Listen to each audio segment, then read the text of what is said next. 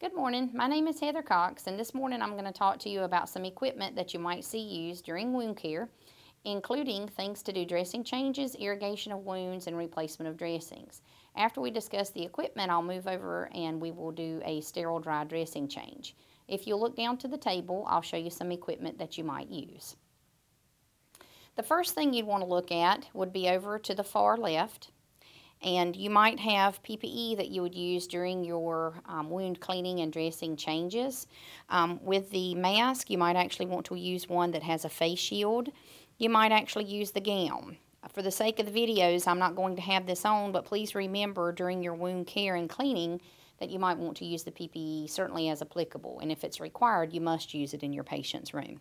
Some of the other equipment that you might see whenever you put the dressings on, sometimes they might have what we call Montgomery straps, and basically how these things work, the wound would actually be here in the middle, and you would have cleaned the wound and done your replacement of dressings. Then this would come back over the top, and it kind of laces up, and certainly you'd have to change the strings that lace up, but this allows for not using as much tape because these stay on in between the dressing changes. Certainly sterile gloves if it requires a sterile dressing change, and you'll speak more in class about sterile dressings versus clean dressings. Clean dressings are usually used on chronic wounds, which might include ulcers, diabetic foot wounds, and that kind of stuff. Here you might also see skin barrier protectant. You can also have your sponge gauzes. This is actually a 4x4, and if you'll notice on the side of it, there is markings on the side that you could actually measure your wounds if you needed to do that.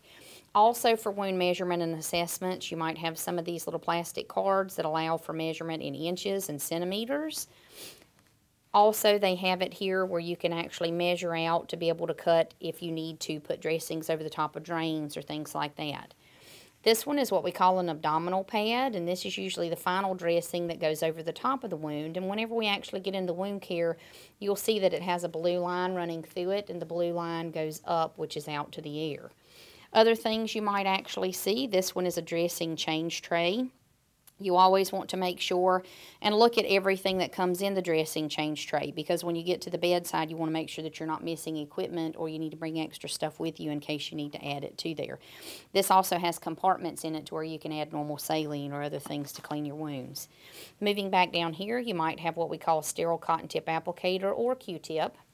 You might have another piece of equipment to do your wound measurements here. Please remember that you should be cleaning these things in between uses and leaving them at the patient bedside. You might have tape.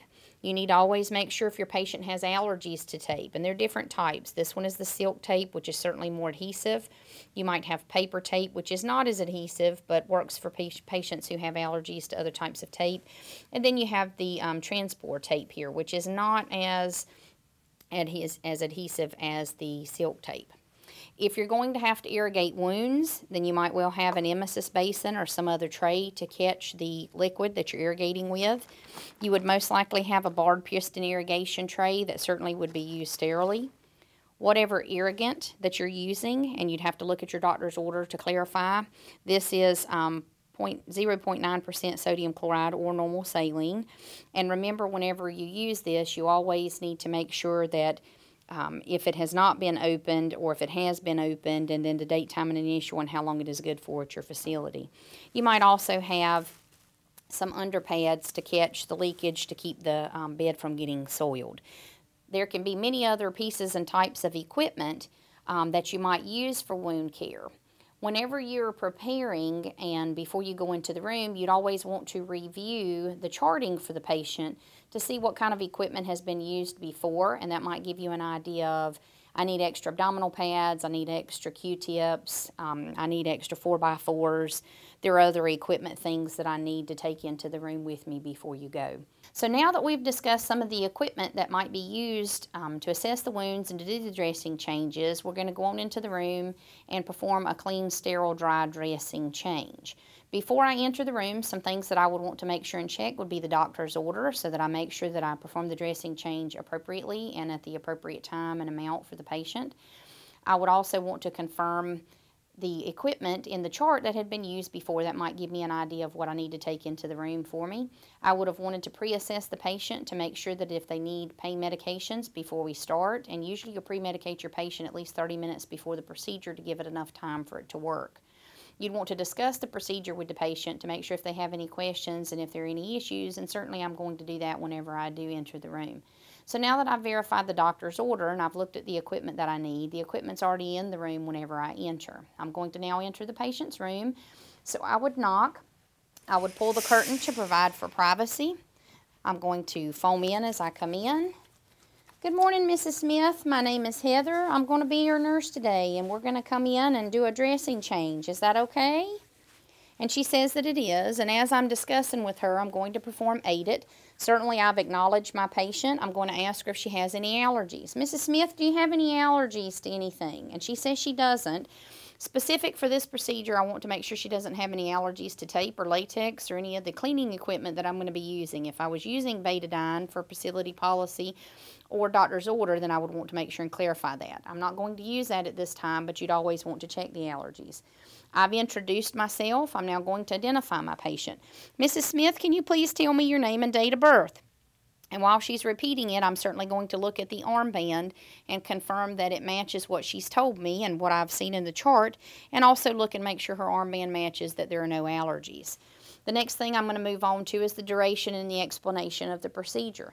So, Ms. Smith, as we discussed, we're going to come down and we're going to change your dressing, and you've already had it changed a couple of times, I see. Did you have any questions about the procedure or anything that we're going to be doing? It's probably going to take me about 15 to 20 minutes, and then when we get finished, I'll cover you back up, and then we'll see if you need any more pain medication. Do you need any pain medication before I start? And she had already told me no when I went into the room to discuss with her earlier, but I'm reconfirming that she's not having any pain issues or concerns. Certainly before I start, I'm going to make sure that her bed is locked. And then I'm going to raise it to my height whenever I'm working. I need to look back and make sure I've got the equipment and if I have any other concerns. Some of the things I might do at this time also would be to put chucks or pads underneath her. I'm not going to have to irrigate her wound at this point because it's not ordered. But if I needed to put something underneath here for the cleaning of the wound, then I would go ahead and do this at this time if it was needed. The other thing you'd always want to make sure is if this is the first dressing change, typically, if it's a surgical incision, your surgeon or doctor usually wants to do the first dressing change on their own. But as I said, she's already had dressing changes before, so we're okay. We verified the order. Ms. Smith, I'm going to be getting some equipment set up here. So some of the things you're going to want to do, you're going to want to make sure that you move the trash can around. If you have to touch the trash can with your hands, make sure that you foam again, because you don't want to contaminate your hands. You want to make sure that they're good and clean. I'm going to go ahead and get me some clean gloves off of the shelf here because she's going to have most likely an old dressing on that I'm going to remove before I start. And I'm going to go ahead and raise her bed up to the level. Usually I raise it to waist high. I also need my table at waist height for me because I'm going to be doing a sterile dressing change.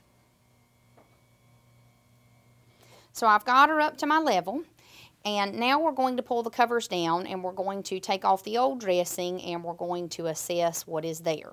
Before I start, I would make sure that I have some type of receptacle to put the old dressing in, depending on facility policy. I have bought a red biohazard bag with me because whenever I reviewed the patient's chart, I had noted that she had had some drainage in there. So I'm going to actually put the biohazard bag here at the foot of the bed. I'm also going to have the trash can here within my reach as well, thus if it's needed. So I'm going to go ahead and uncover Mrs. Smith. Miss Smith, I'm going to pull your covers down just a little bit, but I need to make sure I provide for privacy as I'm doing this. So I'm going to pull her gown up here and make sure that it's out of the way, keeping her breasts covered.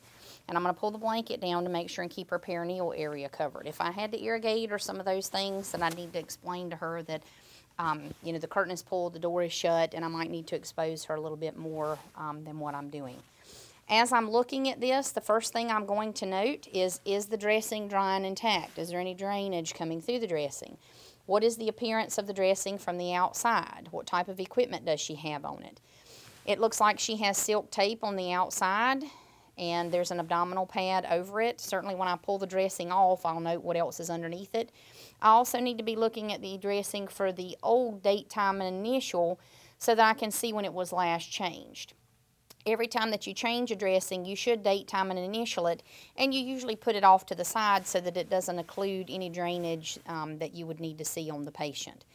As I'm looking at this, I'm going to go ahead and put on my gloves. You could also foam back in if you've any fear of contaminating your hands in between. Mrs. Smith, I'm going to be taking this off of you here, and it might be a little bit uncomfortable. Whenever you take the dressing off, you want to make sure that you remove the dressing as the drainage will be away from the patient. So I'm going to pull it towards her, but the drainage will be away so that she's not seeing the drainage and it won't make her sick to her stomach or any of those kinds of things. So as we're looking at the dressing here, you want to make sure that you know what type of dressing is here, the color and appearance, if there's any drainage through it. You can see that there is silk tape on this. You can also see that there's an abdominal pad. I'm not seeing any drainage through it. You can also see the date, time, and initial when the last dressing was changed. You want to make sure that this is consistent with what you've seen in the documentation and the charting. Whenever you take this dressing off of Mrs. Smith, you want to make sure and remove it so that the drainage is away from her, so that she can't see it, so that it won't make her sick to her stomach or cause any issues. So I'm actually going to pull the dressing towards her, but the drainage is away from her. Now, whenever I'm pulling off the actual tape, you want to make sure that you provide counter traction, and certainly if it's stuck to your patient, then you could use an adhesive remover as you're removing it as necessary. Certainly when you're taking the dressings off of the patient, if they're stuck, then you could use some saline to kind of moisten it to keep from having her be discomfort. All right, Miss Smith, I'm going to go ahead and remove this. So when I'm doing the counter traction, if you watch, I would push this finger down so that it holds the skin as I'm pulling this dressing off. I'm going to go ahead and loosen this one up and again do the same thing. Certainly her skin is not moving, but in a real patient it would do this. I'm going to leave any of the under dressings underneath here and keep from touching the wound as I'm doing this.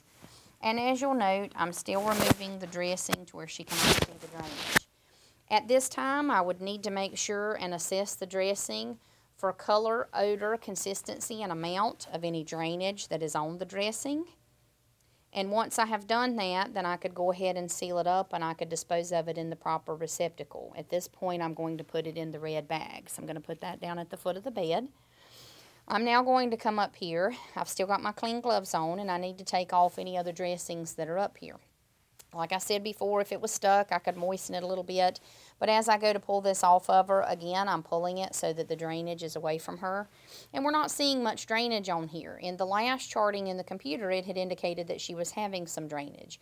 Again, color, odor, consistency, amount. Make sure you assess the patient's tolerance to the procedure. Make sure you dispose of the equipment appropriately, either in the red bag or the trash can as indicated. Now I'm to a point where I can actually assess the wound. So some things you're going to want to note here, and they're terms that we'll discuss more in class, but you need to note the location of the actual surgical incision that she's had. And this one would be quoted as midline abdominal because it is a line running down and it's in her abdominal area. She also has what we would call a Penrose drain over here, and you'd want to be noting if it was intact and if there were any issues with this. She's also got 1, 2, 3, 4, 5, 6 sutures, and they are clean, dry, and intact. So whenever you're doing your documentation, you'd want to make sure that you could quote where the wound is, what the appearance of the wound is, if there are any staples or sutures, if there are any drains, the color, odor, consistency, amount of any of the drainage, the patient's tolerance to the procedure, and if there are any other things that you need to discuss. At this time, I have now assessed the patient's wound. I could come back and do some measurements.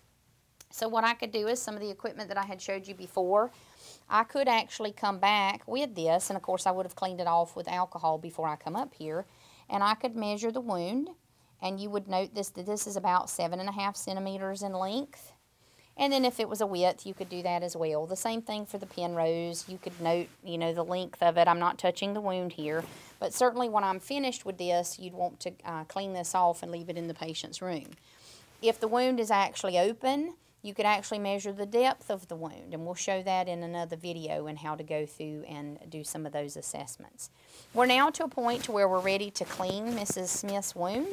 So what I'm going to do is I'm going to step over here and I'm going to set up my sterile field. Now certainly you could set up your sterile field before you clean the wound, but then you're at risk of contaminating it by turning your back. So at this point you just need to make sure that your patient is alert and oriented enough so that they're not going to touch this and they're not going to cause any disruption of the wound. Miss Smith, I'm going to move to my table for just a minute, and we're going to get the equipment set up so I can clean this and put a new dressing on.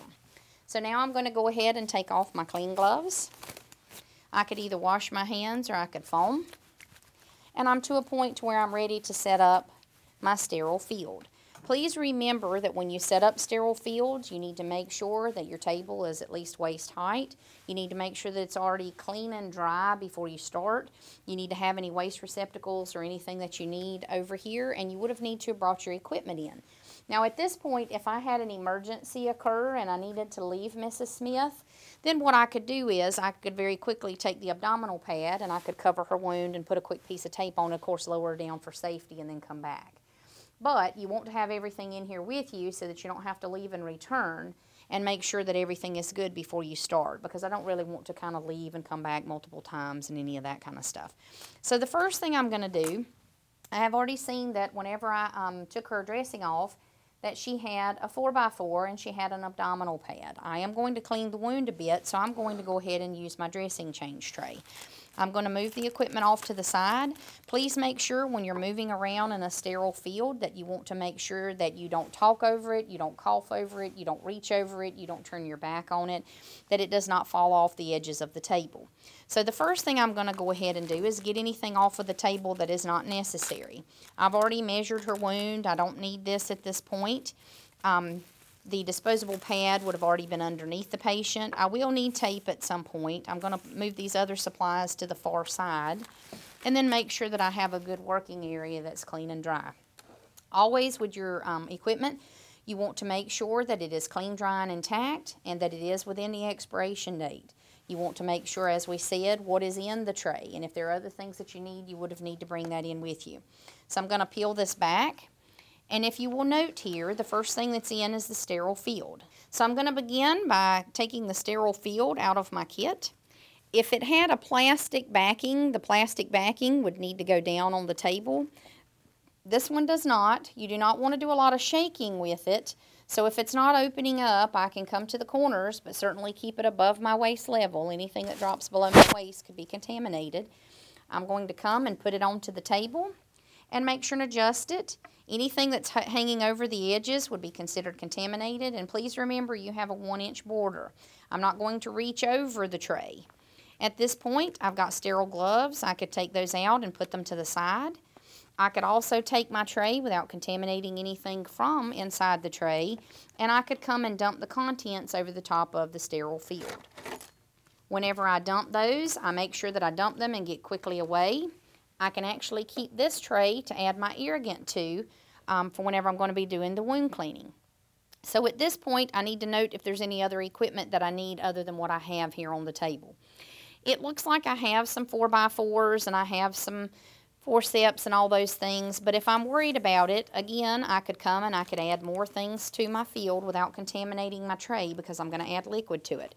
Again, if I wanted to add some more 4x4s, the container it's in should be clean, dry, and intact. It should be within the expiration date. Whenever I peel it, I'm going to peel it back without touching.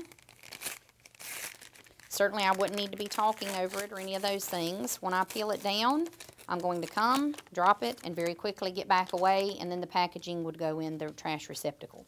The same thing if I needed another abdominal pad, I could do that at this point. Now, if you're going to pull your tape, you could actually pre-pull it at this time, but you need to make sure that your table was cleaned off before you start because you don't actually want to add any germs to your patient if you're going to be sticking it to your table. An alternate thing that you could do is actually put the dressing on the patient first and then pull your tape whenever you're finished, but you need to make sure that you assess your patient and see if they're alert and oriented and able to tolerate that. At this point, I'm going to go ahead and pull a couple of pieces because I know that I cleaned my table before I started. So I'm going to go ahead and attach it here to my table without being over my sterile field. At this point, I could go ahead and do another little label for my date, time, and initial for my actual dressing change, because remember, you must date, time, and initial it before you get started. Now I'm to a point where I can actually add my cleaning liquid to my tray. Again, this is a new bottle of whatever the cleaning agent should be either ordered or whatever your facility policy is. It has not been opened. It's clean, dry, and intact. It's within the expiration date. So at this point, I would open it up. I would put the label in my palm. I would need to lip off the very top of the liquid into the trash receptacle. Then I could come up and pour in the saline or whatever the ordered equipment or liquid is from about 4 to 6 inches above without splashing or getting thing on here. If I end up getting liquid on my sterile field, it's now contaminated and I need to start over again. Once I'm finished, I would put the lid back on. This would need to be date, time, and initialed, and it's only good for your facility policy for the length of time it is indicated. At this point, I've got all my equipment down. I've got my cleaning solution over here. I'm now ready to put my gloves on. If there's any question that I've contaminated my hands, I would foam in again. Now comes the question, where do I put my gloves on?